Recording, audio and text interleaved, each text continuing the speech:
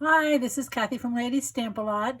Today I'm going to show you how to make 5 cards like these using just one sheet of 12 by 12 designer series paper.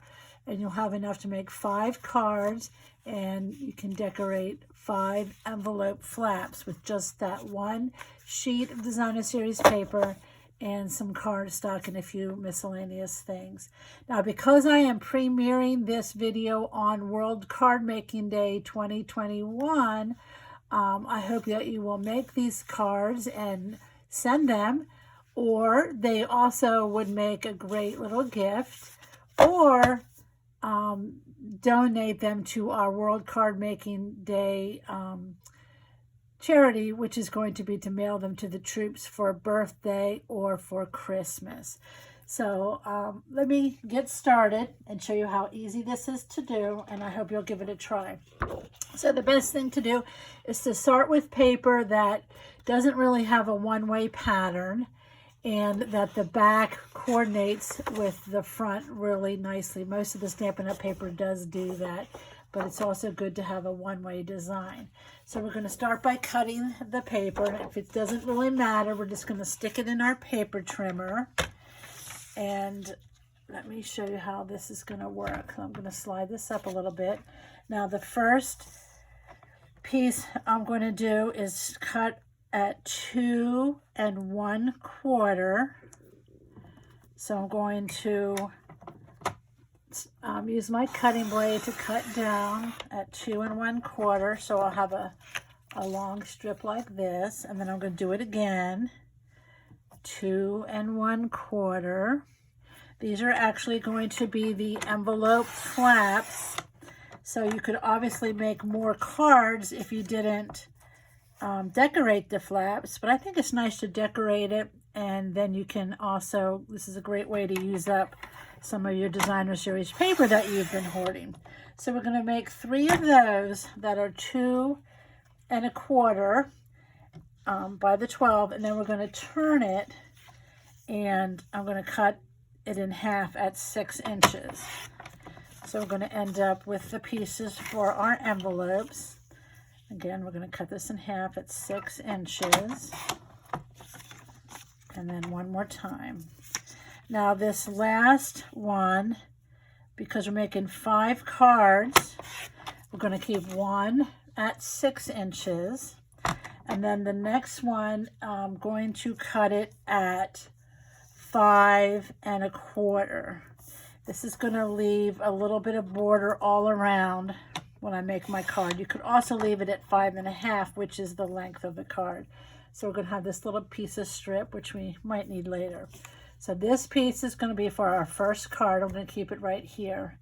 Now I'm going to go back in with my remaining piece, and it's again 12 inches this way, and I'm just going to go to 1 1/4. And I'm going to cut that length, 1 1/4 by 12. And now I'm going to turn this and cut at 4 inches. So we're going to have pieces that are 1 1/4 by 4.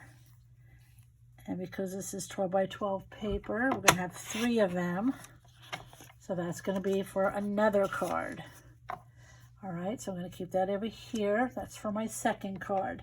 Now we have 4 by 12 piece of card or designer series paper left. So I'm going to turn it this way and put it in my trimmer, and going to cut 3 inches here. So this is going to be for the next card. It's 3 by 4. I will have all these measurements in a little sketch for you to see if you do want to try this. 2 1/4. So we're just sliding that paper over. This is 2 1/4 by 4, just a slight bit smaller than that last one. And then the next one is going to be 5 1/4. And that's going to be for our last card. And then you're left with this little bitty piece here. So all I'm going to do is cut this into 1/2-inch strips. And these you can use to decorate the inside of some of your cards, just to use it up and to give a nice little touch. So there's 3 little pieces that are just going to be for the inside. And I'm going to lay that up there. All right, so I'm going to save the envelope pieces to the end, but I'm going to start with this one that is 2 1/4 that we cut down to 5 1/4. Now I should mention that look at your designer series paper and decide what color cardstock looks nice with your paper. And I have Bumblebee, and I also picked out Calypso Coral. So you're going to need 5 card bases. You could use white, of course, anything. I could have used just jade, but I decided to pick out these pieces. So I'm just going to randomly pick this one first. Now, I didn't even score these. I'm just going to fold them in half. And if you use your bone folder, you can still get a nice crisp edge. And so card number 1 is going to just have the paper glued down like this to the left side of the card. So I will use my Stampin' Seal. Now again, because you have the paper on 2 sides, patterns on 2 sides, you might want to use that one. But for this, I'm going to do here. And this is where I said if you didn't want to cut it to 5 1/4 and leave it at 5 1/2, you wouldn't have the border here and here. You could also move it over to the right side. You could turn the card this way. Now for this one, I am going to use a label, and then I just punched another label. Let's see if I want to use that one or this one. I do like to use monochromatic, even though it's going to be there. So we'll do some stamping here, and then the label behind it to get a little matte. It's the same punch. You're just going to cut it in half lengthwise. And then when you do your stamping, you're going to just spread that out a little bit and glue it down. Okay, so that would be the first one. And it would look like this when it's done. Again, you could put this wherever you want it. I'm not going to do the stamping right now because I just want to show you how to arrange the papers. Okay, so for the next card, let's alternate and use the Bumblebee paper. Just going to fold it and burnish it. You can make it quicker without scoring, but if you want to score, go ahead. So the second card was the little strips. Now you could put your strips all like this, or you could turn 2 over, or you could turn 1 over. I believe that I'm going to put them like this and be done with it and stamp my greeting here. So let me show you how that card would look. This is card number 2, the 3 pieces. Of course, this one I did turn over, and then I just stamped a greeting down here at the bottom. I'm not going to do it because I just want to show you how to arrange the paper. Okay, let's go back to the Calypso Coral card base for card number 3. And this was the piece that was 3 inches by 4 inches. And I'm just going to put this at the bottom. Let me make sure I have the right piece. 3 by 4. Yep. So that's just going to go at the bottom. And then I'm going to stamp up here. So you can see how I did that. I just glued the paper at the bottom and did stamping here.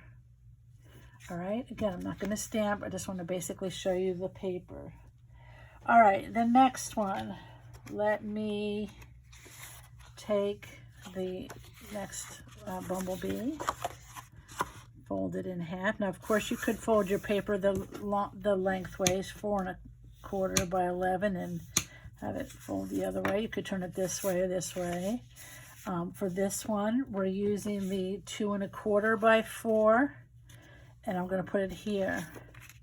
I could also go like this, but I really like this paper. This is from Sweet Symmetry, which is in the 2021 to 2022 annual catalog, and I just love that paper, so I want to use that side for most of my cards.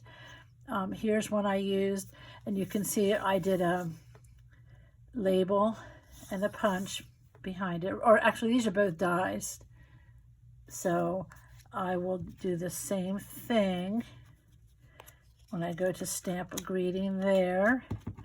And I have these all ready ahead of time. I think I'm going to use this one for this one. I think that's going to look really nice. So there, isn't that nice? That's our 4th card. Again, these could be any greetings that you want, any labels, any dies. You could add more stamping, ribbon, embellishments, but I wanted to show some cards for the, that's the one I did, for the Simple Beginner Stamper. Okay, and then for the last one, I'm going to switch back to my Calypso Coral, and you're left with a sheet of paper that's 4 by 5 1/4.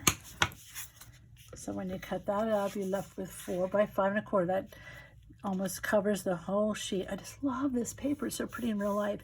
And then you can see it leaves a little border all around the outside.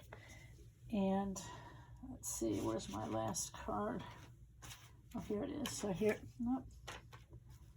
Well, my original cards went missing. Oh, here it is. If you can't find it, look right in front of you. So here's the paper, and then I just added the label. So I would do the same thing. Just glue this down, stamp something on here, and you're done. Now, of course, you could add some ribbon here, or a bow, or a piece of coordinating cardstock. But again, we just want to kind of keep them simple.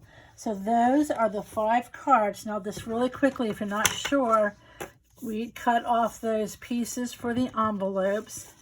So what you need to do, and what I like to do, this is, again, if you're using Stampin' Up! Envelopes, which have these nice, wide flaps, I like to use my silicone sheet, and I open up the envelope flap, and I like to use a glue stick, because then I can get the entire flap covered, and I know that it's going to stay put when it goes through the mail. So these are just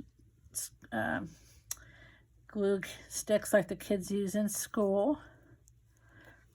And then take your piece that we cut off first, which were the 2 1/4 by 6, and you just put the edge of your paper along the edge here where the envelope folds. And then I like to rub that down really, really well to make sure it's going to stay.